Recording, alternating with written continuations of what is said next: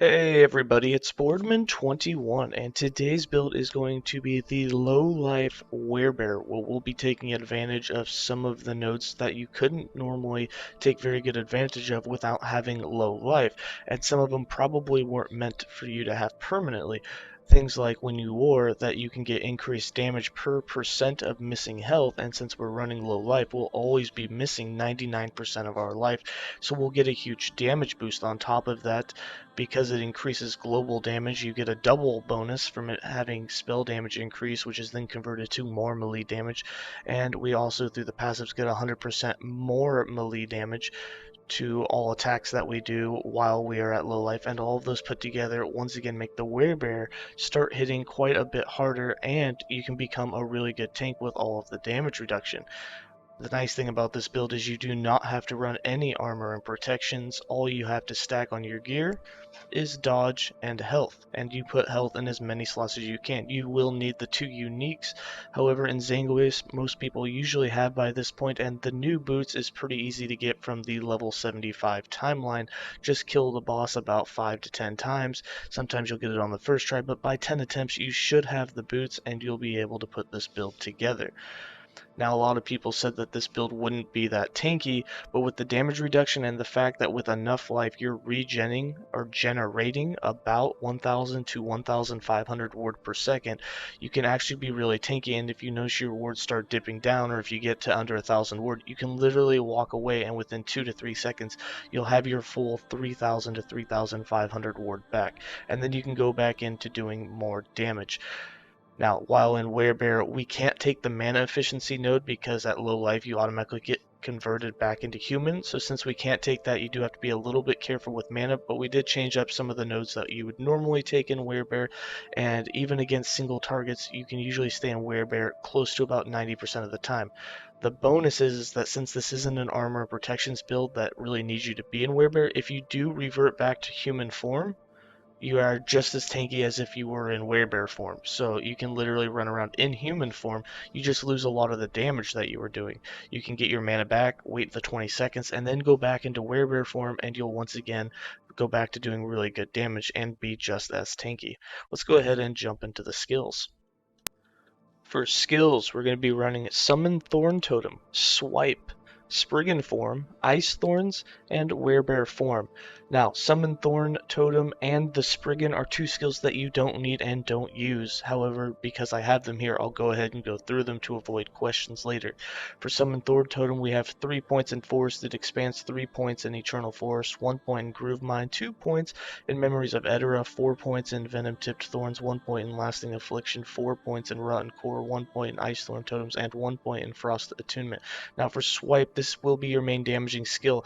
Now we want to stay away from Leech because Leech works inadversely with us getting ward generation, so we stayed away from the whole top left, which really sucked, and even 1 point here won't be too bad, but we don't want it. We did want the increased area. However, we decided that we just put the extra 2 points in Snake Fang for that 50% poison chance, and then we just did the whole bottom right. We have 4 points in Battle How, 1 point in Aspect of the Panther, 2 points in Frenzy, 7 points in Feline Hunter, and 4 points in Apex Predator. For Spriggan Form, like I said, this one you don't ever use, so we just put the points anywhere. We have 4 points in Deep Roots, 1 point on Frozen Grounds, 5 points in Permafrost, 1 point in Unfettered Growth, 1 point in Ring of Nature, 4 points in Green Palisade, 4 points in Groove of Hemlock. For Ice Thorns, the only reason we're spec'd into Ice Thorns is because when we use Ravage, we cast it. You can do anything that you want with this. We had it set up so that when we get hit, it still procs. Other than that, the Ravage use while you're in Werebear form will be the only other way to use it. We have 3 points in Dagger Thorns, 2 points in Bramble Armor, 4 points in Spell Thorns, 1 point in Anemophily, 1 point in Thorn Shield, and 4 points in Bulb Shield. And then for the Werebear form, there's a few things going on with this tree that I'll discuss, so if you stick around for the entire length of this skill tree, you'll know exactly how it's working. First, 4 points in Rip and Tear and 1 point in an Inverting Blow is going to allow you to get your mana back every time that you swipe, as long as you're doing a critical strike, which you will have 100% critical strike with this build the way that we have it set up. So you'll basically stay at full mana all the time. With the 4 points in Rip and Tear, every time you charge for 4 seconds you get increased damage and increased critical strike chance.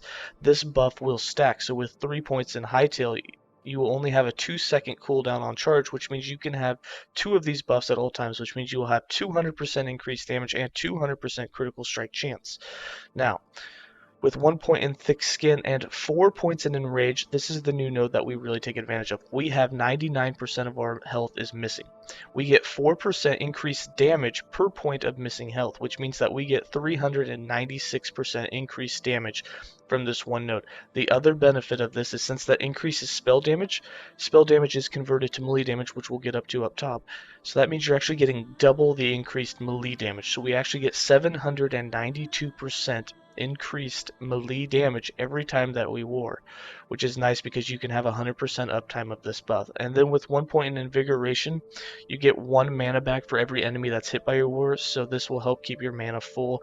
And if you're running out of mana, just get into a pack and just let it roar a couple times before you kill them, and you'll get a bunch of mana back. Now, we didn't go with the armor and protections because they're useless in this build, so we went with 3 points in Razor Claws for a 90% melee bleed chance, 1 point in Ice Bite, so when we use Ravage, we'll automatically have Ice Thorns cast, 1 point in Wizened Claws, so that spell damage will now be increased melee damage, and 1 point in Star Claws, so increased spell damage will again give us increased critical strike chance. So real quickly before we move on, I'm going to show you how all of those skills interact and how you can get up to 2000% melee damage increase, which is huge for this build. So for starters, like I said, when you use Swipe, you get increased spell damage and melee damage because you're getting global damage on top of attack speed. Now whatever spell damage you get is doubled for melee damage. So with just one hit here, you'll see we get way more spell damage and our melee damage jumped up by over 100%. So if I sit here and I do our maximum attack and we get a bunch of stacks, you'll see that we get close to about 900% melee damage. Okay, now the other thing that'll happen is when you charge, you get that 100% increased damage, which means you get 200% increased melee damage because that 100% spell damage is again doubled. So with one charge, you'll see we're instantly at 900%. Now if I do a charge and I'm doing Swipe and I do them together, you'll see that we can get up to 1200, 1300% of our melee damage. Okay, now with those two that you'll be stacking, and you can have those always going off, you also have war. Whenever we war, watch the amount that this jumps. With just one cast, we're instantly up to 1400%. So now if I war and I charge and I'm using Swipe, look at what we get. You can get up over 2000% melee damage with those three, and you can have 100% uptime as long as you put them all on auto cast and you have them constantly going off. And just like that, your damage is going to be pretty insane. As you can see, we're creating the dummy for 20k damage, which is a lot more than you used to be able to do with Swipe. Alright, getting into the passive tree, we have 26 points in the Primalist base class with 6 points in Gift of the Wilderness, 3 points in Natural Attunement, 1 point in Primal Medicine, 5 points in Wisdom of the Wild, and 6 points in Ancient Call. And then the huge one, we have the Berserker node. So we have 5 points here, and that's 100% more melee damage when we're on low life, which will be at all times, and we take 30% less damage. For the Beastmaster, we have over 25 points. We have 5 points in Savagery, 2 points in Ambush, 1 point in Rending Mal, and 4 points in Hunters of the Deep, so that we have 100% uptime on Aspect of the Shark. We have 5 points in Boarheart and 5 points in Forcing Constitution, so the Aspect of the Boar gives us 30% more damage reduction. With 5 points in Primal Strength, we have a huge chance to cast or get Aspect of the Boar on every melee hit, so you'll almost have 100% uptime on that. We have 5 points in Call of the Pack for more health, and 5 points in Axe and Claw for more base physical damage. We have 0 points in the Shaman and 50 points in the Druid Master class. We have 10 points in Bark Skin, 8 points in Soul's Attendant, 8 points in Woodlore, 8 points in Spirit Claws, 2 points in Eternal Nature, 10 points in Hide Skin, and 4 points in Ursane Maul, so that whenever we do a critical strike, we have 4 seconds of Ferocity, which just gives us 50% increased physical damage. Now for items, there are the idols that you want are the 1x2s. If you have flat health and increased health, these are the best in slot that you can have. The more health that you have, the more ward that you're going to be able to generate per second. The closer that you can get to 4,000 health, the more that you're going to have closer to 1,500 ward generation per second, which is huge. Imagine if you had 1,500 health regen per second. Like, that is a huge amount per second. On top of that, we also have increased spell damage while transformed and spell damage when you have an active totem. You can switch this out to just spell damage when transformed or just spell damage in general. For us, we don't have totems in this build, so we're losing out on a little bit of that. Now for the gear, you do have the two uniques. We have Last Steps of the Living and Exsanguous. You can run this without the boots, which will allow you to get the 4-piece set dodge and set health, so you'll be closer to about 4,500 or 5,000 HP, depending on how high you roll those. And remember, nothing here is tier 6 or tier 7, so if you have some tier 6 or tier 7 health drops, this is a good time to put them on, as that's a huge boost to your maximum health. However, when you don't run the boots, you don't get quite as much word generation per minute. We ended up sitting closer to about 2,000 max word, maybe just over that, even with 4,000 health. So it was just nicer to have 33% total of our missing health per second as word versus 20% with just Exsanguous.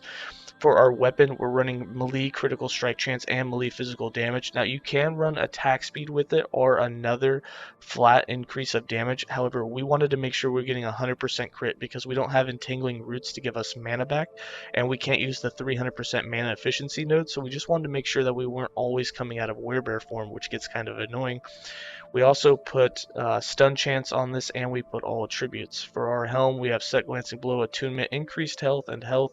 We went with set health on the amulet and on the relic, as well as the gloves, and we have set dodge and set glancing blow on both the rings, along with dodge and health. And with that, our character sheet, as we already saw earlier, we're not running any protections. We have our 100% glancing blow. We have a 37% chance to dodge. And then as I showed you, our melee damage can get up to 2,000%. You can get about 700% spell damage, which means you have 700% increased critical strike chance. Now I'm going to go ahead and give you guys some gameplay. I just want to remind you that a lot of times against these boss fights, I let myself get out of Werebear Form so that I could show you that you're just as tanky in Werebear Form as you are out of Werebear Form thanks to the word generation. So I can literally run around outside of Werebear Form and let myself get hit a bunch, and it doesn't matter, and it'll let you get that mana back if you do have mana problems. Alright, let's go ahead and get into it.